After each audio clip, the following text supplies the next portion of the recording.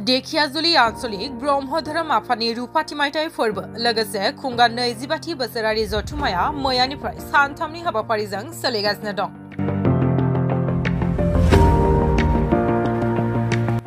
सनितपुर जिल्लानि सिङाव थानाय धेकियाजुलि आन्चलिक ब्रह्म धोरोम आफादा रुपाथि मायथाइ फोरबो फालिथाय लोगोसे खुंगा 25थि बोसोरारि जथुम्माखौ रुपाजुलि गामिनि जयग्याल 3 जानुवारिनिफ्राय एबा मैयानिफ्राय जागायनानै आरो गाबोन 9 खालार खालि हाबाफारि खुंफुंजागोन।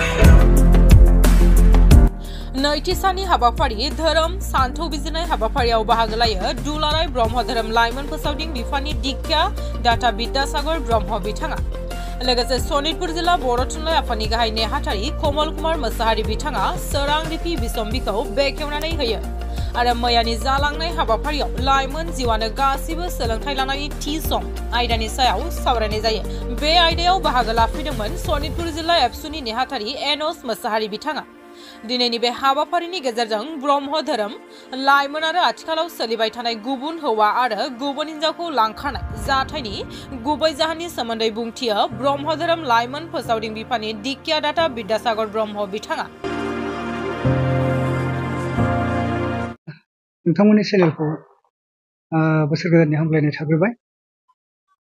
धेकियाजुलि आन्चलिक ब्रह्म धर्म कमिटिया रुपाथि मायथाइ फोरबो फालिथायखौ लोब्बा लाखिनानै सानथामनि हाबाफारिजों जे बेयाव खुंफुंनाय जे जथुम्मा बे जथुम्मानि दिनै नैथि साननि नैथि आयदायाव थाखानाय बायदि जे शास्त्र बिजिरनाय बे हाबाफारियाव फैनानै बिथांमोना आंनो मोनसे आयदा होदोंमोन जे अरनि सोमोन्दै बेखौ बिजिरनानै होनो मोननानै आङो आइ आफामोननि सिगाङाव बिजिरनानै जोबोर गोजोननाय मोनदों आरो मिजिंथियो जोंनि बे ब्रह्म धोरोमनि सान्थौ बिजिरनायनि गेजेरजों जाय आफामोना मैयाबो बिजिरबाय बा दिनै आरो फैबाय थानाय समाव गाबोनसिम जे बिजिरगोन बे बिजिरनायनि गोहोनि बिहोमाजोंनो बे ओनसोलनि एबा दुलाराय ब्रह्म धोरोम आफादनि जेसेबां सुबुंफोर दं जोंनि भक्तफोर दं बिथांमोना निस्सय मोनसे जे धोरोमनि जे आयदा सोलोंनांगौ हाबाफारि दं बेफोरखौ मोजाङै सोलोंनानै जों मुलुग आरो आथुमब्रै जिउ जिबिनि गोजोननि थाखाय बिश्व मंगलार्थे जों खामानिखौ मोजां मावलांनो हायो बे सथिक हाबाखौ जों अरायबो मावलांगोन। बे मोनसे दा बाथ्राया जाहैबाय ब्रह्म धोरोम होननाय लोगो लोगो ब्रह्म धोरोमा बेयाव बबेबा मोनसे थोंजों जाथिनिल' नङा। जों गोबां बाथ्राफोरखौ खोनायो जे ब्रह्म धोरोमा बर' नंगौना नङा होननायबो जों माखासे खोनादों आरो खायसे बेबायदि कुइसन खालामो। नाथाय ब्रह्म धोरोमा बर' नङा बाथ्राखौ बोरै बुङो? जाय सामग्रिखौ जों अराव हबन होयो, जाय सामग्रिफोरखौ द्रब्यफोरखौ जोङो माने बुथुमनानै अराव होदों बेथ' खुनु जाथि भेद गैया। घिफ्रावबो मोनसे जाथिनि नङा बा जों जे द्रब्यफोरखौ बुंदों जब सिबिं जाय जाथिया आबाद मावदों बे बिनि जाथिया बाहाय जाथिनि सोमोन्दो जेबो गैया। गासैबो द्रब्यखौ जों जेरै हबन खालामो बेबायदिनो जोंनि साननाय हनायाबो ब्रह्म धोरोमा खुनु जाथि भेद एबा राव हारि आलादा लायालासे जों गासैखौबो लायो आरो जोंनि शास्त्रआनो फोरोंखादों जे हिन्दु मुस्लिम ख्रिस्टान मौलबि पाद्रि साद्रि बायदि राव हारि गुबुन नंलायै गियानजों बे हबनखौ होनांगौ आरो बैदिक मुगानिफ्राय जों नोजोर होयोब्ला बेदान्तनिफ्राय सृष्टिनि आदियावनो जगआ जोनोम मोनफाखादों होननानै जों मिथिदों आरो जगनि गेजेरजोंनो जिब सृष्टि खालामदों होननानै जों बेखौ मोनदों आरो बिनि गेजेरजों जों दिनै सान्थौ बिजिरनायफ्राव जों बेखौ निस्सय मोनो आरो नंगौ। दा जाय हक जेसेबांखि बुहुमाव धोरोम थाया मानो बे जों गाव गावनि मोनसे सिबिनाय जोंहाबो बुंनांगौ बाथ्रा गैया। जेसेबांखि धोरोम थाया जेसेबांखि राव थाया बयबो थानांगौ सिबिनांगौ। जों बुंनो सानो बेल'नो जे बेवहाय माने जाथि फारागथि लाबोनो नाङा। खुनु जोंबो जेरै जों बाथौ होननानै बाथौखौबो जोंहा जेबो फारागथि लाबोआ, ख्रिस्टान होननानै जों ख्रिस्टानखौ फारागथि लाबोआ, मुस्लिम होननानै जों मुस्लिमखौ फारागथि लाबोआ। जोंनि हबनाव जोंनि धोरोम एबा जोंनि शास्त्रआ एबा जोंनि जेनाखि प्रेयार बे प्रेयाराबो जोङो थोंजों बबेबा मोनसे मोदायनि मुं लानानैबो होआखै आरो जोंना इसोरनि मुं दोननानैबो जों होआ। बेवहाय प्रेयाराबो गासैबो मुलुगनि आथुमब्रै जिउ जिबिनि गोजोनखौ लानानै गासैबो सुबुंफोरखौ लानानैसो जों प्रेयारखौ खालामो आरो बेवहाय जों धोरोमनि फारागथिजों जों खामानि मावा। जोंनाव मुगैनायबो गैया। जोंनि जगनि गेजेराव गुबुन धोरोमा फैनानै जग होयोब्लाबो जों बेखौ माना खालामनो मोना, खारन बयहाबो अधिकार दं। बेखौ सुबुं धोरोम होननानै बुंदों। शास्त्रआव मानब धर्म होनदों। मानब धर्म माने सुबुं धोरोम। पृथिबीयाव जेसेबां सुबुं दङ बे मुलुगनि जों जे जय जगार खालामदों बे बयबो जाथियानो बेखौ बाहायनो हानो मोन्थाय थानायखाय आरो बे अद ब्रह्मखौ मुलुगनि गासैबो सुबुङानो बाहायनायखाय जोंहा बेवहाय अबेबा जाथिनि मोनसे धोरोम होननानै जों बुंनो हाया। बे बयनिबो धोरोम आरो बयनिबो गेजेराव बे सोलियो। आंनि चेनेलनि गेजेरजोंनो मोनसे खावलायनाय आं सानदों। दिनैनि थासारियाव जोंनाव माने सुसंस्कार जायखौ जोङो सोदांनाय गैयै गाज्रि आखल आखुनिफ्राय जों दिनैसिम उदां जानो हायाखै। आरो दिनैनि जे मुगाखौ नायोबा दिनैनि जे गोनोखोआरि मुगायाव जों गसंथानांगौब्ला गुबुन गुबुन हारिफोरजों जों गसंथानांगौब्ला निश्चय जोंहाबो नखरारि समाजारि हादोरारि जोंहा फोसाबनांगौ एबा जों सुसंस्कार जानांगौनि जोंहा माखासे बाथ्रा दङ। बेखौ लानानै आं बुंनो सानदों। दा बांसिनै दिनैनि जायफोर फैबाय थानाय लाइमोनफोर बिसोर जोंनि जिहेतु नेक्स्ट जेनेरेसन बा बिसोर जोंनि जिहेतु इयुन गसंथा मोनसे जोलैसा हिसाबै बिसोरनिसिम आं खावलायनो लुबैदों जे जोङो दिनैनि थासारियाव सोलिनाय गाज्रि मुवा बेसाद फेग्रा मुवा बेसाद ड्राग्स बा बायदि बायदि गाज्रि मुवा बेसादनिफ्राय अराय गावखौ उदां दोननानै एरायनानै जाहाथे बिसोर बिमा बिफानि अननायनि आन्दोआव थानानै मोजां शिक्षा दीक्षा आजावनानै समाजखौ गिनानै समाजखौ मान होनानै जाहाथे बिसोरो साफा साफा जाफुंसार सुबुं जायो बेखौ आं खावलायदों। आरो लोगोसेयैनो दिनैनि थासारियाव नुबाय थानाय जाफ्लेबाय थानाय जे गथ' 2 गोनां 3 गोनां हिनजावफ्रा गुबुन हौवाजों खारनाय बेफोर थासारिया बोरै जानो हायो बिनि सोमोन्दै आं एसे बिजिरना होनो सानदों। बे गोरोन्थिया जोंनि माखासे हौवासाफोरनि माबायाव थायो जे जोंनि फैबाय जेसेबां हौवासाफोर दं एबा सेंग्राफोर दं बिथांमोनहा बे गाज्रि मुवा बेसाद जानाय लोंनायनिफ्रायसो गोजानाव थानांगौ। मानोना बेफोर गासिबो खहायारि देहायारि खहा लाबोग्रा मोनसे बेसाद एबा मोनसे मुवा। दा ड्राग्स सोबोबा जौ लोङोब्ला जोंनि बिसोरनि जे देरफुबोबाय थानाय जे माने माइनर जिथु माबा एज गोरलै बिसोरनि एजआ दा बेखौ बिसोरनि लिभार फांसनाबो गोरलै बेफोर गासिबो लिभार फांसननिफ्राय लानानै एफेक्ट खालामनानै जोंनि देहानि अंगफोरखौ लोरबांथि खालामनानै जे जुब सक्ति जे पुरुष सक्ति जाय हौवानि गोहो थानांगौ बे थाहैया। बिनिखायनो जोंनि हौवामा गोहोआ बबे समाव बाहायजायो जों जेब्ला 20, 22, 25 बोसोरसिम जेब्ला जों बैसो जाबाय बे समाव जोङो जुलि लानानै मोनसे गोहोफुङै रायजो जानाय एबा मोनसे गासैबो बे बैसोनि जे लुबैनाय बेखौ सुफुंनायनि जे मोनसे बैसो बे बैसोनि गोहोखौ जों बाहायनो हाया।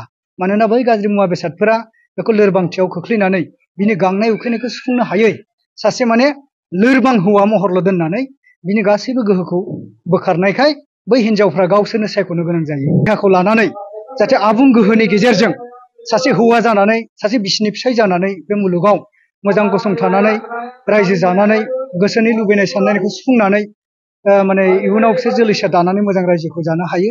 एबा बेबादि हिनजाव खारजानाय हौवा खारजानाय बेबादि मोनसे जाहोनफ्रा जाहाथे जाया बिनि थाखाय दिनैनि नैबे निउस चेनेलनि गेजेरजों आं गासैबो लाइमोनफोरखौ खावलायहरबाय आरो लाइमोनफोरनिसिम आङो हामलायथि हरबाय।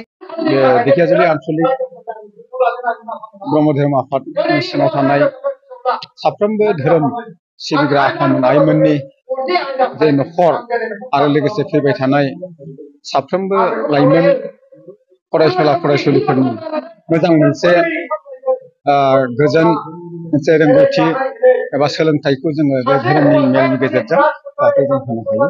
बे हाबाफारिखौ सानबैसेनि थांखि लानानै खुंनाय जादों? जोङो बे हाबाफारिखौ सानथामनि थाखाय जोङो गाजा गोमजायै खुंफुंनो लादों। बे सानथामनि हाबाफारियाव जोङो गिबि खेब हिसाबै जोङो दाखालि बावै फार्स्ट जिथु जागायजेननाय बे जागायजेननायाव जोङो जोंनि बे खुंफुंनो लानाय सानथामनि हाबाफारिनि गाहाय फांसन बेखेवनाय हाबाफारि बेखौ बेखेवनायजों लोगोसे आरो सायनासालि बेखेवनाय जामुंसालि बेखेवनाय आलासि न'ब्लां बेखेवनायबो हाबाफारिखौ बेखेवनाय जादों। आरो लोगोसेनो बे खालार खालिनो गिबि खेब हिसाबै जोङो लाइमोनफोरनि मोनसे हाबाफारि जाय हाबाफारिनि गेजेरजों लाइमोनफोरनि मोनसे फोरोंसोलों हाबाफारिखौ जोङो मोनसे आयदा हिसाबै फसंना लादों। बे आयदायानो जाबाय लाइमोन जिउआवनो गासैबो सोलोंथाइ लानायनि थि सम। दा दिनैनि बे थासारिखौ नायोबा दानि जिबायदि सोलिनाय बेखौ लानानै जोङो मोनसे गिखांनाय मोनदों। मानोना जोंनि फैबाय थानाय लाइमोन फिसा हिनजाव फिसा हौवाफ्रा जाहाथे सम आरो गावनि गोग्गो सोलोंथाइखौ लानानै जाहाथे इयुनाव सासे राफोद गेदेमा सुबुं जाहैनो हायो। आरो लोगोसेनो जों बिमा बिफा हिसाबै आसा खालामदों जोंनि जिबायदि सोलिनाय थासारिखौ नुनानै जोङो गेदेमा आलासिफोरखौ लिंहरनानै जोङो जोंनि नैबे ओनसोलाव थानाय लाइमोनफोरनि मोजां मोनसे सिमां जे जोंनि सिमाङा राफोद गियानि सुबुंफोरखौ जोङो आलासि गेदेमा हिसाबै लिंहरनानै बिसोरनो जोङो सुबुरुन होहोदों बे आयदायावनो जोंहा आलासि महरै जोङो मोननो हादोंमोन जोंनि दुलाराय बर' फरायसा आफाद सनितपुर जिल्लानिनो गाहाय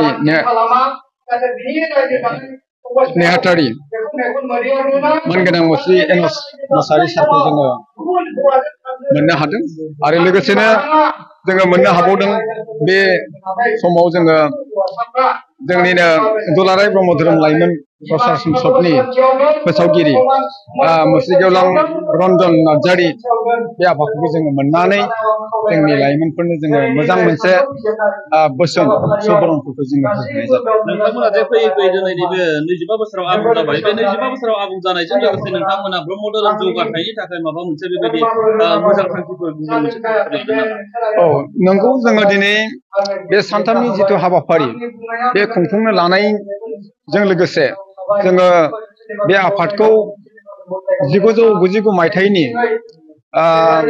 5 जानुवारि खालाराव जोङो आफाद हिसाबै बे दिगियाजुलि आन्चलिक ब्रह्म धोरोम आफादखौ जोङो गायसनदों बे गायसननायनि गेजेरजोंनो दिनै फैयै फैयै जोंहा 25 बोसोराव आगान सुरबाय बे 25 बोसोर आगान सुरनायनि बेलायाव जोङो दिनै जोङो बाख्नायनांगोन इसोरनि अननायाव जोङो बे ओनसोलाव बै समाव जोंनि जिथु आफाद दाजेननाय गायसनजेननाय समाव गोबां जोङो दुखु खस्थ'नि गेजेरजोंब्लाबो जोंनि बे आफादखौ जोङो दाफुंदोंमोन बे दाफुंनायनि मेन थांखियानो जाहैबाय जोंनि ओनसोलाव थानाय गासै बर' सुबुं नखरारिफोरनि मोनसे मोजां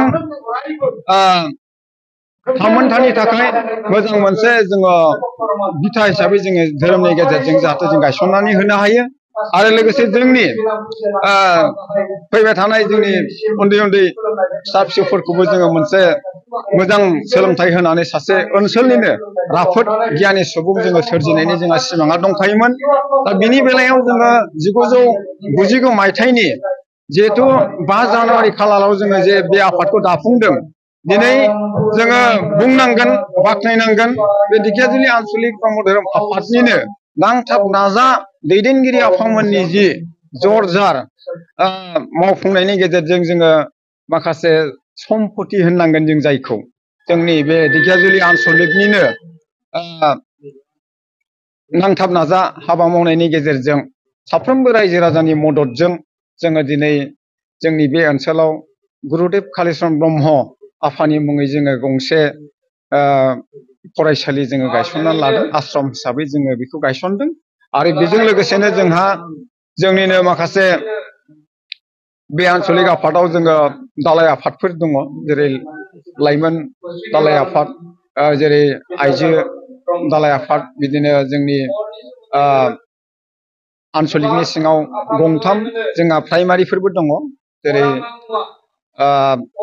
बेलसिरि दालाय आफाद दङ बेनिफ्राय आरो जोंनि रुफाजुलि दालाय आफाद आरो लोगोसे हग्राजुलि दालाय आफाद बे मोनथाम दालाय आफादनिनो जोङो मोनसे आन्चलिक आफाद जानानै जोंहा बेवहाय रांखावरिनि थाखाय जोङो मोनसे आफाद गौथुमबो जोङो दाफुंना लादों जाहाथे जोंनि धोरोम आफादखौ बेंनायाव जाहाथे जोंहा गोबां रांखावरिनि गोनां जायो बेनिखायनो न'खरफ्रोमबो जोङो साफ्रोमबो जोंनि ब्रह्म धोरोम सिबियारि आफामोननिफ्राय जोङो सानसेयाव 1 रां खरै जोङो दोनथुमनाय बेबस्थाखौ लानानै जे नोंथांमोनहा दिनैनि बे नोंथांमोना 25 बोसोर जुबिलिखौ नोंथांमोना जे बेबायदि सानथामनि हाबाफारि लाबाय बेबायदि सानथामनि हाबाफारि लाना खुंफुंनायाव ओनसोलनि नैबे आन्चलिकनि जे ब्रह्म धोरोमारि सिबियारिफोरा माबायदि बाहागो लादों? दिनै जोङो बुंनांगोन आरो बाख्नायनांगोन जोंनि बे दिगियाजुलि आन्चलिक ब्रह्म धोरोम आफादनि सिङाव गासै 107खान गामिया दङ बे 107खान गामिनिफ्राय खमैबो जोङो बुंनांगोन गंसे गामिनिफ्राय 30-40 जननि बारा अबा गामिनिफ्रायथ' माने गामि गिदिर हिसाबै 100-150 जनसोआ फैदों मथा-मथि जोंनि बे साइनासालिया माने मानसिनि बाना होननांगोन जायनि जाहोनाव गोबां जोंनिनो धोरोम सिबिसुला आफामोना आइमोनहा जोंनिनो आलासि आफामोननि गेदेमा सुबुं आफामोननि जे बोसोन फोरोंनाय बाथ्राफोरखौ मोननो थाखाय जोंनि गेजेराव बेवहाय बाहागो लाफैदों।